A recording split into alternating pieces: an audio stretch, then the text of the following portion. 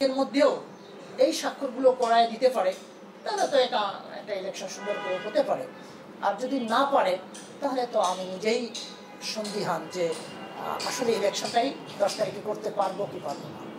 শিক্ষক বান্ধব এরকম নেতৃত্ব চাই এবং রাজনৈতিক প্রভাবমুক্ত পরিবেশে নির্বাচন হোক, এটা আমরা প্রত্যাশা করি। আমরা শিক্ষক নির্বাচন মানেই হচ্ছে প্রতিদ্বন্দ্বিতা, কিছুটা কাদা ছোড়াছড়ি থাকলেও আমরা যারা পেশাজীবী আমাদের মধ্যে দুর্নীতির পরিমাণটা অন্যান্য যে কোনো নির্বাচনে প্রার্থীদের তুলনায় অনেকটাই কম। শিক্ষকদের আগ্রহ, আন্তরিকতা সব দিক দিয়ে তারা প্রাঞ্জল, কোনো সমস্যা বোধ করি হবে না। ইনশাল্লাহ সুষ্ঠু ইলেকশন হবে। যেহেতু প্যানেলের পক্ষে 3 জন স্বাক্ষর দিয়েছে এবং এই ইলেকশনটা এত দ্রুত সময়ের মধ্যে ওনারা সিদ্ধান্ত নিয়েছে 10 তারিখ নির্বাচন হবে।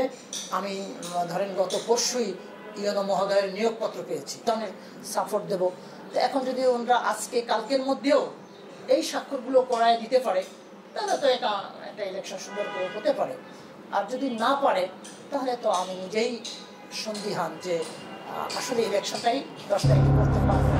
1 নম্বর কাজ, কোন ব্যক্তি যদি 10,000 টাকা লোন তোলে আর যদি 5,000 টাকা সুদ হয়, এই 10 আর 5 15,000 টাকার পরে চক্রবৃদ্ধি সুদ শিক্ষকদের ঘাড়ে চাপিয়ে দিয়েছে।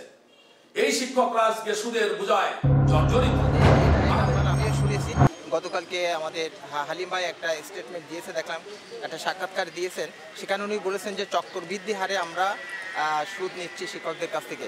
উনি এই তথ্যটা কোথায় পেলেন আমরা জানি না, বরং চলমান কমিটি শিক্ষকদের যে অর্থ দীর্ঘদিনের যে বকেয়া অর্থ রয়েছে সেখান থেকে তাদের পরিশোধের সাথে 25% আমরা রিয়াদ করে দিয়েছি। যে ভবনটি নির্মাণ করে এসেছিল, এই ভবনটিতে রং করে এই ভবনের একটি সাইনবোর্ড লাগিয়েছে, লিখেছে এটা পুনর্নির্মাণ ও সংস্কার। আমার প্রশ্ন, যে ভবনটি আমরা তৈরি করে আসলাম সেখানে রং করার জন্য পুনর্নির্মাণ কেন লেখা হলো? এটা অত্যন্ত দুঃখজনক, অত্যন্ত ব্যথিত।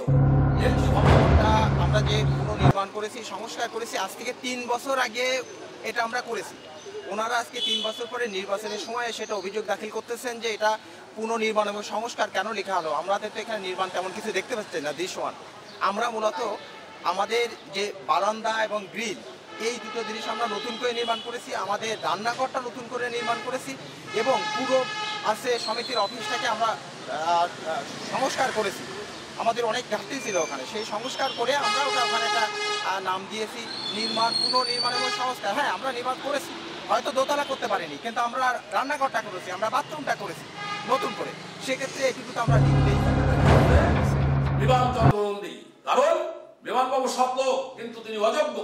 এই কারণেই অযোগ্য, তিনি তার হিসাব পরিচালনা করার জন্য শিক্ষকরা ভোট দিয়েছিল তাকে নিজ দায়িত্বে তার হিসাব পরিচালনা করার জন্য, কিন্তু সেই হিসাব তিনি পরিচালনা না করে একজন কেরানি রেখে হিসাব পরিচালনা করে প্রায় 5 লক্ষ টাকা বেতন প্রদান করেছে, যে টাকা এই উপজেলা শিক্ষক সমিতির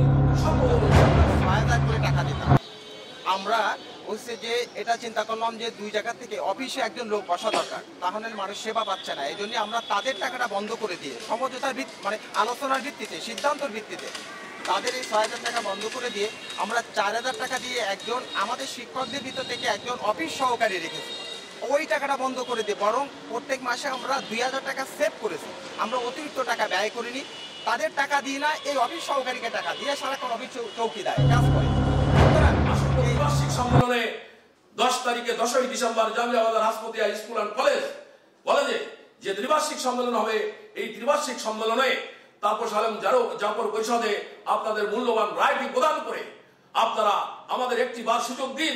দেখেন, বিগত দিনে যেভাবে কাজ করেছি, আবার যদি সেভাবে কাজ করতে না পারি, 6 মাসের ভিতরে এই পরিষদ পদত্যাগ করে নতুন কমিটি আমরা উপহার দিব।